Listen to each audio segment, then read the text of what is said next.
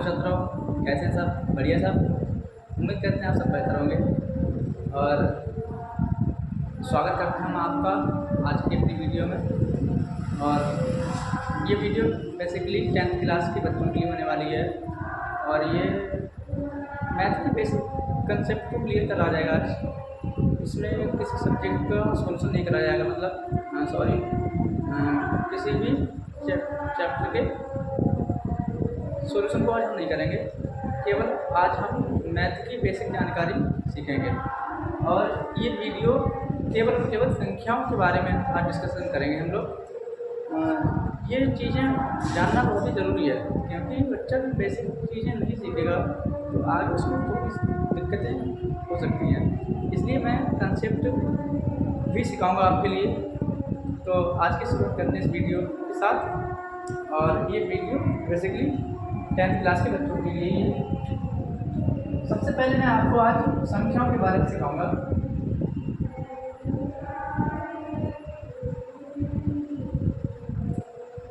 संख्याओं का ज्ञान, ये चीज आपको जानना जरूरी है।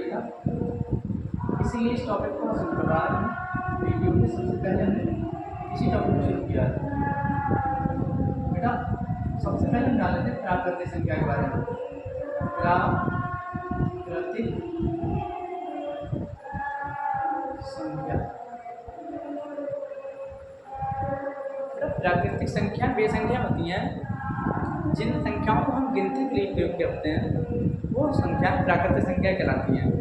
जैसे 1, 2, 3, 10, 20, ठीक है। ये संख्याएं जो है गिनती के लिए यूज करते हैं, इसीलिए ये सारी की सारी संख्याएं प्राकृतिक संख्या हो जाएंगी। प्राकृतिक संख्याओं का समूह 1, 2, 3, 10 इनफिनिटी तक का नंबर शामिल होगा बेटा। प्राकृतिक संख्या के बारे में आप समझ गए होंगे। अगला टॉपिक हमारा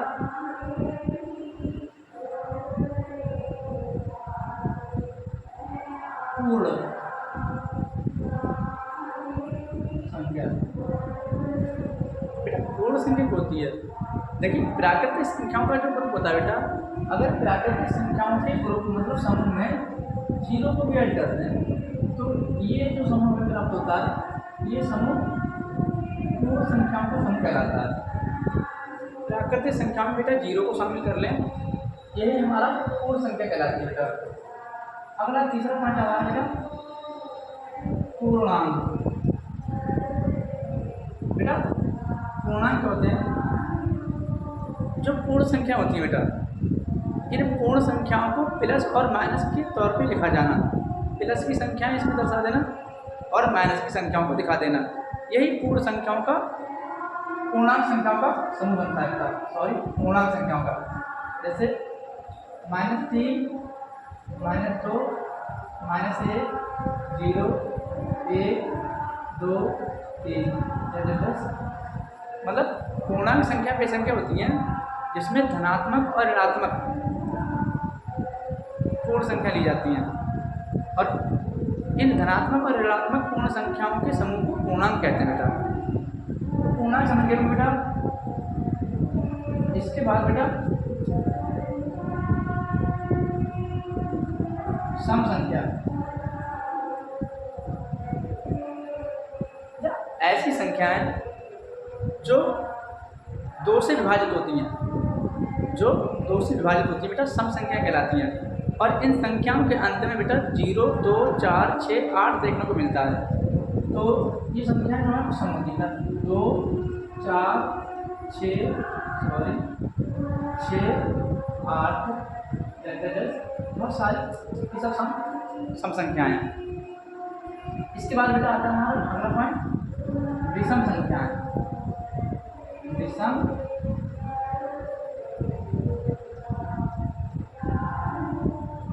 संख्या, बेटा विषम संख्या क्या होती है? विषम संख्या एक ऐसा नंबर होता है बेटा जो 2 से विभाजित नहीं होता है, जो 2 से विभाजित नहीं होता है। तो ऐसे नंबर को बेटा विषम संख्या बोलते हैं। यहाँ पे बेटा 3, 5, 7, 9, 11, 13, ये सभी नंबर बेटा हमारे पास कौन होंगे, विषम नंबर होंगे। इसके बाद बेटा आता है भाज्य भाज्य संख्या। क्या भाज्य संख्या वे संख्या है जिनके 2 से अधिक गुणनखंड होते हैं बेटा, भाज्य संख्या कहलाती हैं। जैसे 4, 6, 8, 10, 12, 14, 15 ये सारी संख्याएं भाज्य संख्याएं हैं, क्योंकि इसमें जो भी नंबर लिखे गए हैं बेटा, इसमें प्रत्येक नंबर के 2 से अधिक गुणनखंड हैं। जैसे बात हम कर लेंगे 4 की, बेटा 4 के फैक्टर क्या हो जाएंगे, 4 के 1, 2 और 4 ये 3 फैक्टर होंगे बेटा। 4 के 3 फैक्टर, 4 के 3 गुणनखंड होंगे, 1 होगा, 2 होगा और खुद स्वयं संख्या होगी। ठीक है, तो इसके 2 से अधिक फैक्टर हैं, 1 है, 2 है और 4 है। जिस भी संख्या के बेटा 2 से अधिक गुणनखंड होंगे, 2 से अधिक फैक्टर होंगे, वो संख्या बेटा भाज्य संख्या कहलाएगी। तो ये सारी की सारी संख्याएं भाज्य संख्या बेटा। यहाँ पे एक पॉइंट है, सबसे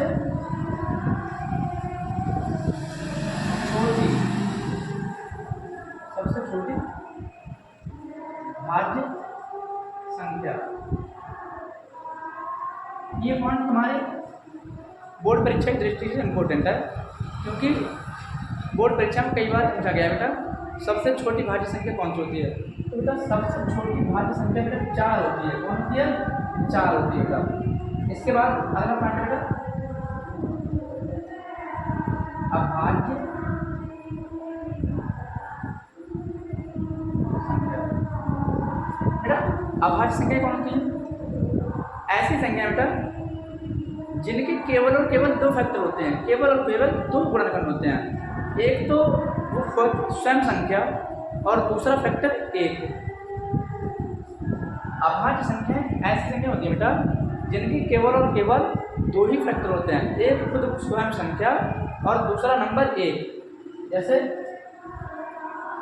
2, 3, 4 और 4 नहीं, 5, 7, 11, 13, 17 बहुत सारे नंबर ऐसे लिख सकते हैं।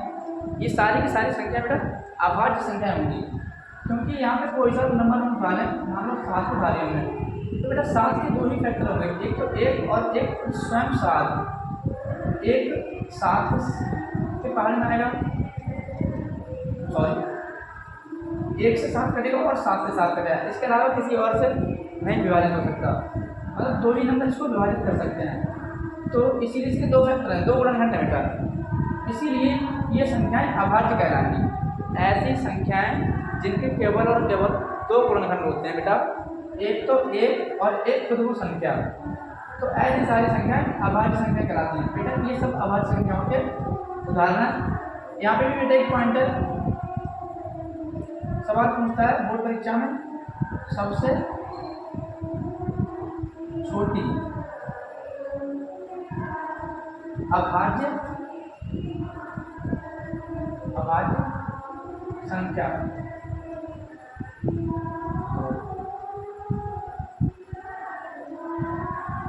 अभाज्य संख्या बेटा सबसे छोटी अभाज्य संख्या 2 होती है, और सबसे छोटी सम अभाज्य संख्या भी 2 ही है।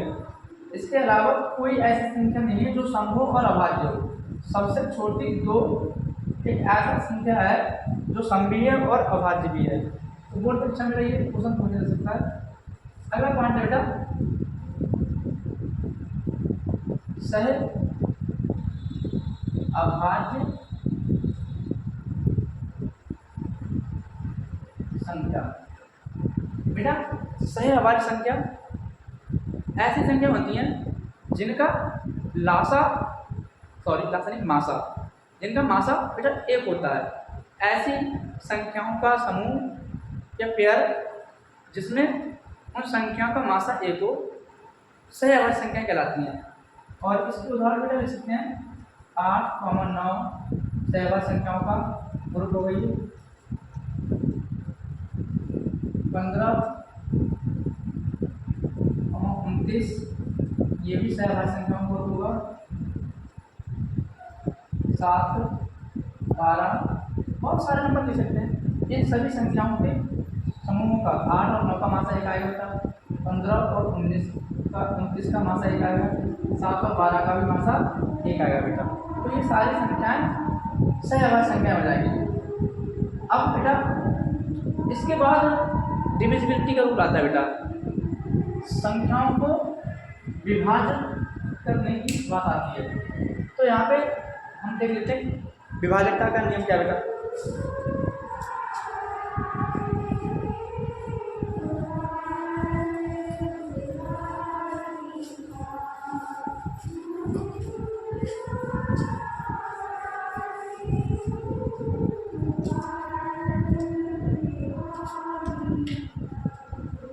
ये बेटा इम्पोर्टेंट पॉइंट है, विभाजकता के नियम। सबसे पहला पॉइंट है बेटा, 2 से विभाजकता।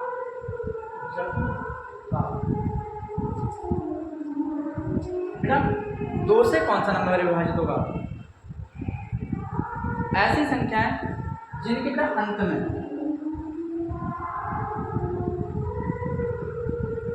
0 हो, 2 हो, 4 हो, 6 हो, 8 हो। अगर किसी संख्या के अंत में 0, 2, 4, 6, 8 है बेटा वो संख्या 2 से विभाजित होगी। इसी प्रकार से बेटा 3 का देख लेते हैं। 3 से विभाजकता। बेटा 3 से कौन सा नंबर विभाजित होगा? बेटा 3 से वो संख्या विभाजित होंगी जिनके अंकों का योग 3 से विभाजित होता होगा। अगर किसी संख्या के अंकों का योग 3 से विभाजित हो जाता है बेटा तो पूरी संख्या 3 से विभाजित हो जाएगी। जैसे बेटा पहले हम पॉइंट देते हैं, अंकों का योग 3 से विभाजित हो। अगर किसी संख्या के अंकों का योग 3 से विभाजित है बेटा तो वो संख्या 3 से पूरी विभाज्य होगी। उदाहरण के लिए लेते हैं 216 बेटा। 216 में 2 और 1 3, 3 और 6 9 बेटा। 9 जो अंक है ये 3 से पूरी तरीके से विभाजित होता है। जब 9 3 से पूरी तरीके से विभाजित होता है तो 216 भी 3 से विभाजित होगा। चेक करना चाहो तो आप देख सकते हो बेटा। 3 डाल दिया हमने यहाँ ठीक उससे भाग दिया। 3 सत्ते 21, 21 में से 21 के बेटा कुछ लिख जाओ 12 6 और 3 दूनी 6 बेटा कट गया पूरा।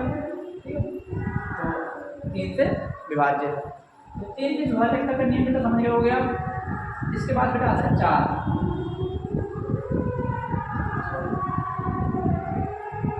4 से विभाजकता। 4 से विभाजकता बेटा। 4 से विभाजकता क्या है? अंक के 2 अंक 4 से विभाजित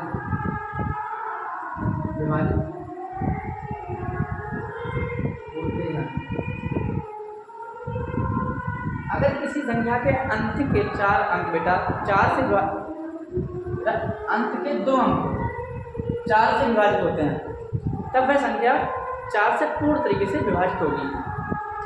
संख्या 4 है तो बेटा कितनी ही बड़ी हो, अंत के 2 अंक देखेंगे बेटा 52 बेटा 4 से विभाजित होता है। अगर बेटा 52 4 से विभाजित होता है 13 चौका 52 तो पूरा संख्या 4 से विभाजित हो जाएगी। अगर चाहो चेक कर लो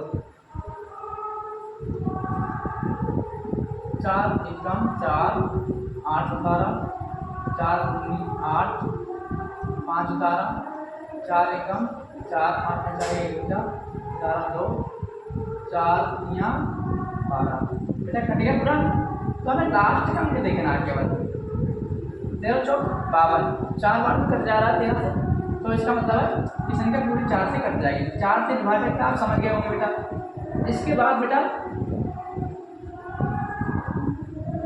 5 से विभाजकता, 5 से विभाजकता। जब 5 से विभाजकता का नियम क्या है बेटा, अगर कोई अंक किसी संख्या का अंतिम अंक 0 या 5 है बेटा, वो संख्या 5 से विभाजित हो जाएगी। किसी संख्या के अंत में 0 या 5 हो बेटा, तो वह संख्या 5 से विभाजित हो जाएगी, 5 से विभाजित